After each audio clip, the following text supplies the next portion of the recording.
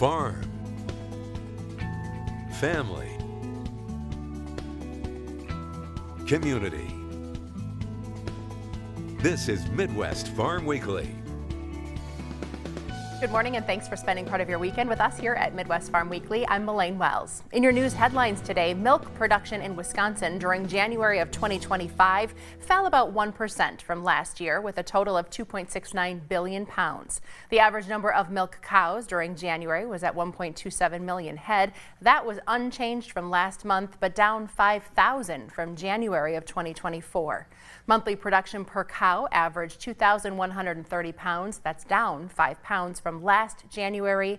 Nationally, production climbed slightly. The number of milk cows across the U.S. was also up 54,000 head from January of 24 and up 9,000 from December of last year.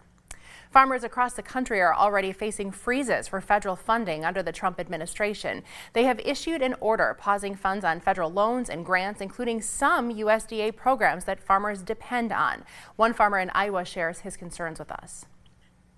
Okay, put the seatbelt on. This is going quick. Pete Youngblood started his business in 2013, helping farmers get the equipment they need to get the job done. He's also a farmer himself. Obviously on the farm since I was a kid. Youngblood has 800 acres of land spread across 3 eastern Iowa counties, and on all of that land, he's working on conservation projects funded by the federal government. So we're going to implement different tillage practices, different fertilizer practices, as well as cover crops. Those projects are funded by contracts through the U.S. Department of Agriculture. Conservation means a lot. That's important to me.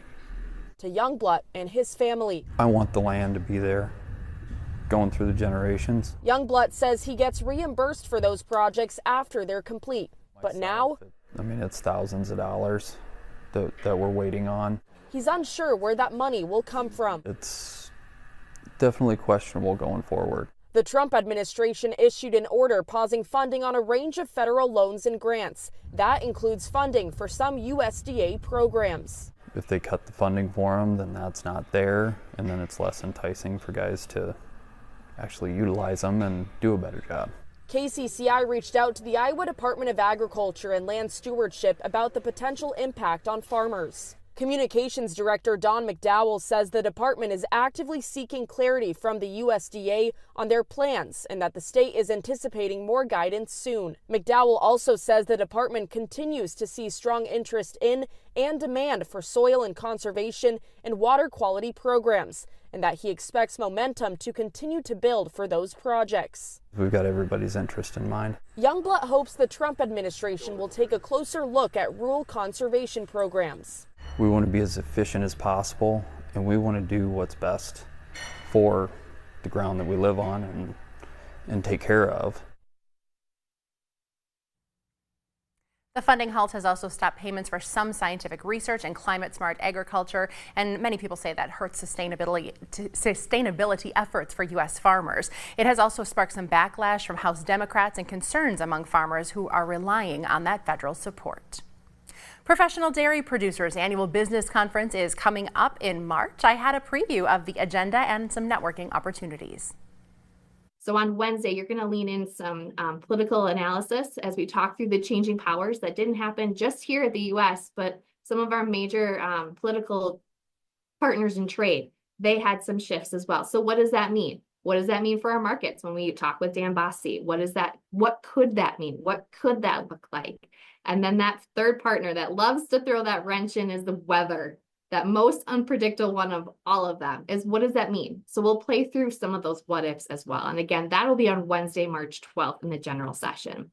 And on Thursday, we're going to really lean in on the environmental initiatives and discussions that have been playing out, not only here in the dairy world, but just across all sectors. The event is designed for farm owners, employees, and industry partners to maximize learning. You're going to have those that want to learn with your hands, more of that doing and action, or those short tidbits. We call them learning lounges, more like a TED Talk style. Everything in between, we're trying to really speak to your learning style so that, again, if you get 1 day or 2 days, we want to make sure it's beneficial to you and your team. We offer simultaneous Spanish translation. So all those different learning styles, learning sessions will be offered with simultaneous Spanish translation. And throughout the event, you can expect plenty of networking opportunities, often while sharing a meal or snack. Are you kidding me? PDPW, do you ever leave an event hungry? If you are, we're not doing it right. We got food everywhere from you, from the grilled cheese, the ice cream, all things dairy. We got milk in every corner that you could possibly imagine.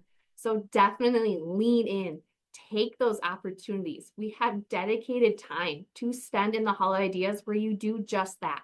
You talk with our allied partners, the people that are having the booths, the setup in the trade show or the Hall of Ideas.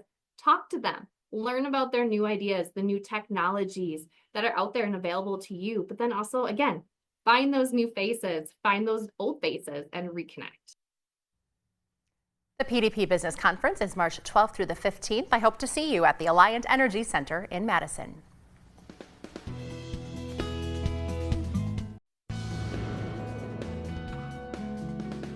The Manure 101 training course is getting a makeover. Here to explain the changes, we welcome CCA Kevin Erb, who is here from the UW-Madison Division of Extension Natural Resources Institute. Nice to see you, Kevin. Good morning. Good to be here. Why the change? What did we need to revise or revamp? Well, we've been doing this for a number of years, and I think people need to see something different. And so we decided, why don't we do something more interactive? So rather than me and my colleagues talking and showing pictures, we've created a farm scenario and are letting the employees, the individuals actually spreading manure, have some say and to talk about, well, what's the best way to get to the field? What are some decisions we can make here? So that answers a bit of my question. Who should be attending this? Certainly owners, operators. We're really looking at a couple of different audiences, one being the for-hire manure applicators and their employees, which handle over half of the manure volume in the state, but farmers, medium-sized, large farms that have employees that haul their own manure, they would benefit from this as well, because we talk about things like spill response, safety, and a number of other aspects. Because certainly the goal is to do everything by the book, but we know this is the real world and people need to be able to respond if something happens. That's the reality, and the interesting thing is we've done this a few times now.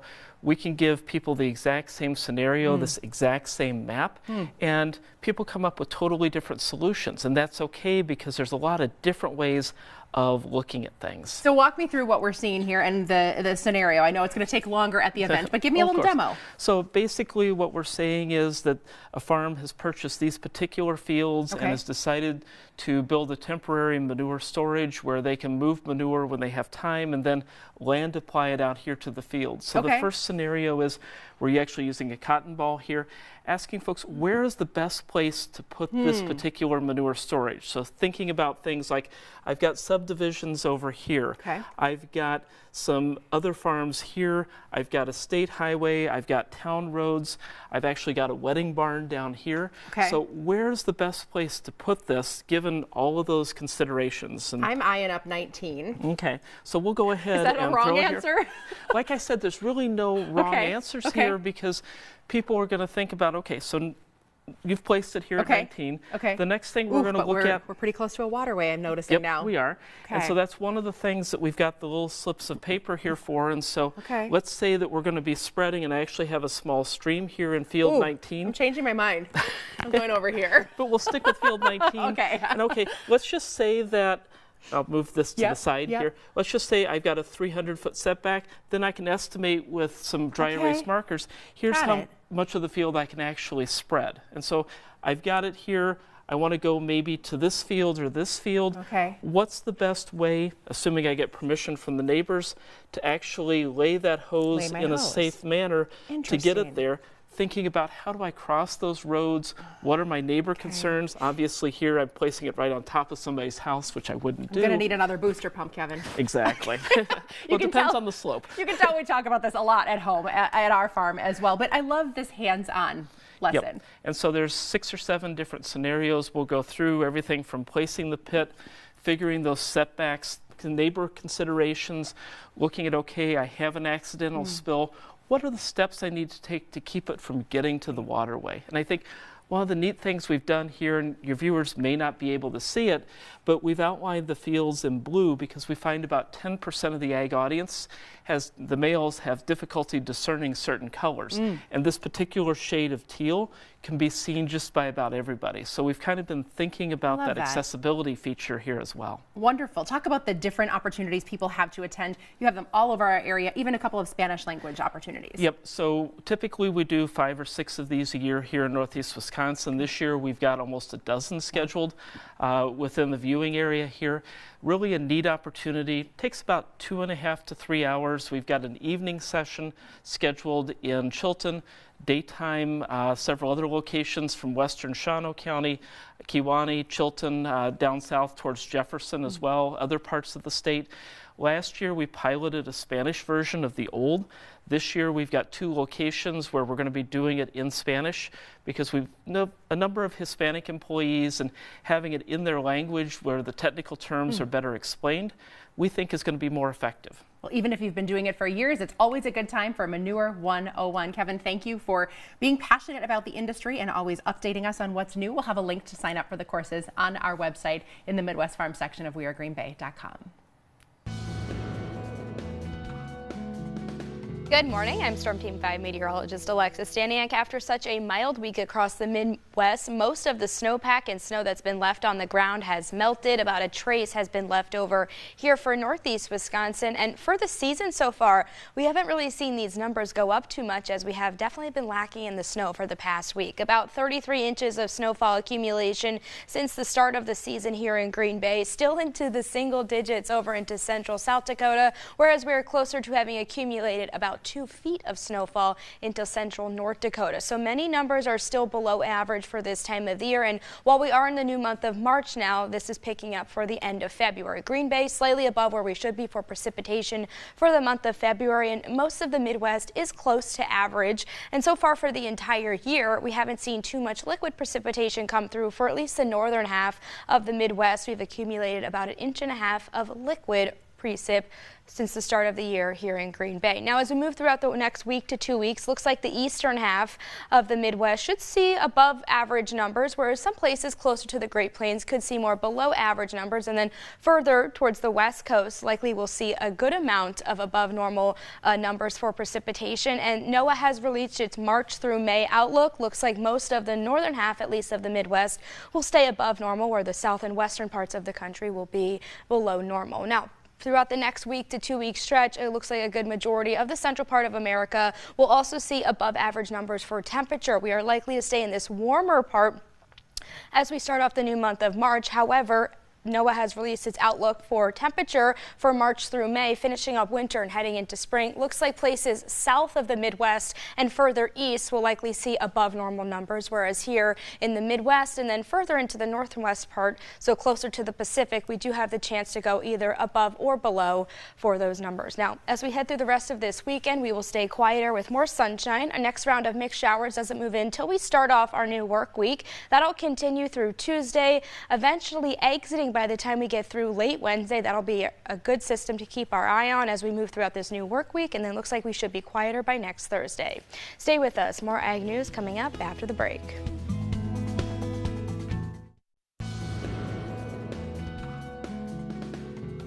Well, Jeremy Hansen here from Fox Valley Technical College for Life on the Farm. And joining me today is Matt Bjelland. Matt, thank you so much for your time today. Yep. Matt, you gave a presentation earlier today on grazing cover crops. But first, tell me a little bit about your farm. We milk approximately 500 cows, kind of your typical freestyle operation. And what I talked about today is how we transitioned our heifer into grazing our heifers. Right, and that's fascinating how you did this. This is not a typical grazing setup as what someone might think about. You actually graze just cover crops, correct? For the most part, we just graze cover crops. We try to take advantage of some of the days early spring before we would plant a normal crop like corn, and some of the days after we would harvest that corn at the end of the year. Right, so in the fall you're establishing a cover crop, correct? Correct. And then you're grazing that in the spring. Correct. Planting a row crop in it. Yep. And then seeding a cover crop again. Yep, and then we also interseeded a cover crop into the corn while it was growing, and then in theory, that crop grew enough by the time we harvest the corn that the heifers can take advantage of that. How did you interseed the cover crop into the corn? We have basically a drill, and the row where the corn, a typical grain drill in the row, where the corn row is removed. So we plant 3 rows in between each row of corn. So how many acres do you have under pasture right now? We have 120 acres. 40 of it is more of what you would consider a typical pasture. And that we have the option of making hay on or pasturing. And then 80 of it is actually just for the grazing cover crops before and after. Right. And you have perimeter fences. You have some help with that, correct? We have perimeter fences around the outside, and then kind of some divider fences in the middle. And then each day, depending on the crop and how much is there, between every 1 and 3 days, we move the fence and give them a fresh paddock, and that way they eat everything, not just pick through all the good stuff first and go back to the other. Right. And so then, how many days roughly of grazing on your heifers, dry cows? We started grazing our heifers this year, May 1st. Our hope was to make it until Christmas. With the dry weather in July, August, September, and going all the way into October, we didn't get as much fall growth as we want. So we made it to about December 1st before we had grazed what we had. Exactly. So, this meeting today is the Green Bay West Shore Demo Project winter meeting, correct? Correct. And you are a demo farm? Correct. Why are you part of the demo farm network? So what the demo farm brings to us is it's really kind of a group, both NRCS staff and farmers, that just share their ideas, share what they've tried, share what other people have tried, and kind of give you encouragement to try different things on your own.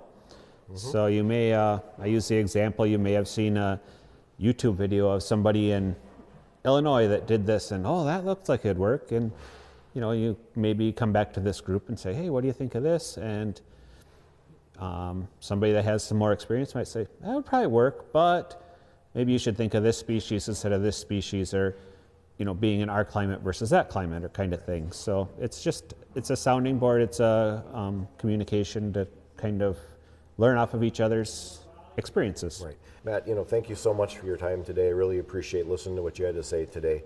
And probably look forward to seeing you again. Thank you very much. So for Life on the Farm, I'm Jeremy Hansen. How we feed our cows can have a major impact on herd health, production, and overall success of a farm. And there's a series of upcoming events aimed at getting the latest research to producers. Manuel Pena is the bilingual regional dairy educator for Sheboygan, Dodge, Fond du Lac, and Ozaukee counties. We're happy to have you here today. Thank you so much for having me. Tell me more about this meeting series. What are the Badger Dairy feeding workshops? I had to get all those words in there. Right, correct. Well, as you were mentioning, this is the way Extension is bringing the latest research on nutrition. We understand the importance of feeding the cows and also by doing it right, we can increase the profitability of the farms.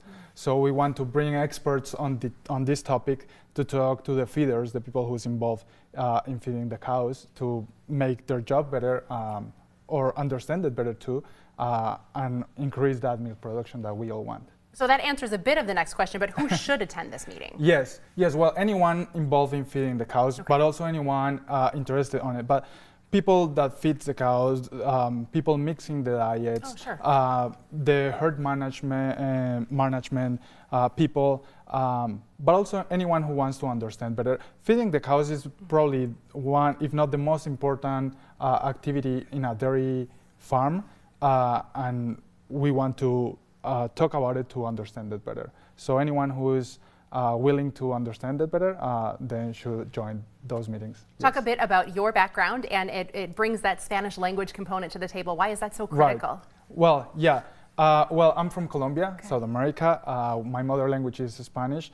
And through some research that the university has done, there's probably more than 85% of Latin community that works in dairy farms, and not all of them speak English. Thus, it's very important to bring material that they can understand. So probably most of the things that we're producing at Extension right now, we try to do them bilingual, so it's more accessible for everybody. Yeah. How do we register for these events? You have them happening all over the region. Right. There's I think 5 events through this month till April, happening on Wednesdays. And if anyone wants to join those events, they just have to register online. They can visit dairy.extension.wisc.edu, and just like it's very easy to find that information, or they can also reach out their local dairy educator. Wonderful. Well, it was so great to meet you. Thank you for being on the show. We hope to have you back, and we hope to see you at one of these meetings. If you are feeding animals on your farm, we'll have a link in the Midwest Farm section of wearegreenbay.com. We'll see you next weekend. Thank you.